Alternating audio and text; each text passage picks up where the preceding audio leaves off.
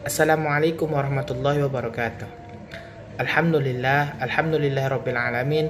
Wassalatu wassalamu ala asrofil anbiya wal mursalin wa ala alihi wa ashabihi rasulillahi ajma'in. Perkenalkan, saya Abdul Halimul Ghani, mahasiswa Prodi Ekonomi Syariah Fakultas Agama Islam Universitas Islam Riau. Pada video kali ini, saya akan membahas tentang Islam di Indonesia pada masa modern dan kontemporer. Poin pertama, perkembangan Islam pada masa modern. Pembaharuan dalam Islam atau gerakan modern Islam merupakan jawaban yang ditunjukkan terhadap krisis yang dihadapi umat Islam pada masanya. Kemunduran progresif Kerajaan Utsmani yang merupakan pemangku khalifah Islam setelah abad ke-17 telah melahirkan kebangkitan Islam di kalangan warga Arab. Yang terpenting diantaranya adalah gerakan Wahabi, sebuah gerakan reformasi Puritanis atau Salafiyah. Gerakan ini merupakan sarana yang menyiapkan jembatan ke arah pembaharuan Islam pada abad ke-20 yang lebih bersifat intelektual. Gerakan itu memberikan pengaruh besar kepada gerakan kebangkitan Islam di Indonesia, bermula dari pembaharuan pemikiran dan pendidikan Islam di Minangkabau yang disusul oleh pembaharuan pendidikan yang dilakukan oleh masyarakat Arab di Indonesia. Kebangkitan Islam semakin berkembang, membentuk organisasi-organisasi sosial keagamaan, seperti Sarekat Dagang Islam di Bogor dan Solo. Sementara itu, hampir pada waktu yang bersamaan, pemerintah penjajahan menjalankan politik etis, politik balas budi. Belanda mendirikan sekolah-sekolah formal bagi bumi putra, terutama dari kalangan priai dan kaum bangsawan. Poin kedua, gerakan modern Islam di Indonesia. Pembaharuan dalam Islam atau gerakan modern Islam yang lahir di Timur Tengah sangat berpengaruh terhadap gerakan kebangkitan Islam di Indonesia. Pengaruh tersebut seperti munculnya berbagai organisasi dan kelembagaan modern di Indonesia pada awal abad ke-20.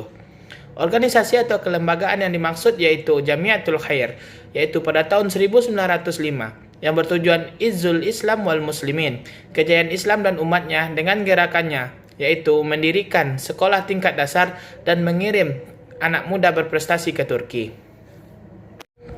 Poin ketiga, pengaruh gerakan modernisasi Islam terhadap perkembangan Islam di Indonesia. Yang pertama, dalam bidang akidah. Gerakan ini berusaha melakukan pembaharuan karena banyak paham yang tidak sesuai dengan ajaran Islam, antara lain paham fatalisme, masuknya budaya syirik, tahayul, bid'ah, dan lain-lain.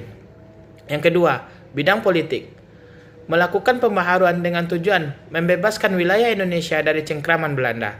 Yang ketiga, bidang pendidikan. Melakukan pembaharuan dengan cara melakukan perubahan kurikulum pendidikan, memadukan pendidikan, dan memadukan pendidikan modern. Yang keempat, bidang ekonomi. Melakukan pembaharuan dengan tujuan untuk menyaingi pedagang orang-orang non-pribumi yang menguasai ekonomi di Indonesia. Poin keempat, perjuangan pada masa modern sebelum kemerdekaan. Yang pertama, masa kolonial Belanda. Pada pergantian abad ini, banyak orang Islam Indonesia mulai menyadari bahwa mereka tidak akan mungkin berkompetisi dengan kekuatan yang menantang dari pihak kolonialisme Belanda. Oleh karena itu, pada permulaan abad ke-19, orang-orang Islam mulai melakukan perubahan-perubahan dalam melanjutkan perjuangan kemerdekaan dan menegakkan Islam dengan gerakan pendidikan dan sosial serta gerakan politik. Pada abad ini, peranan Islam sudah tidak lagi terbatas pada tingkat-tingkat rakyat pedesaan, akan tetapi sudah berkembang di kota-kota yang mendapatkan pengaruh barat untuk memegang tumpuk pimpinan dalam gerakan-gerakan politik baru. Poin kelima, pemikiran Islam kontemporer. Perkembangan pemikiran Islam kontemporer yang luar biasa saat ini dapat diklasifikasikan dalam 4 model kecenderungan sebagai berikut. Yang pertama, fundamentalis. Yang kedua, tradisional atau salaf. Yang ketiga, reformasi. Yang keempat, modernisasi.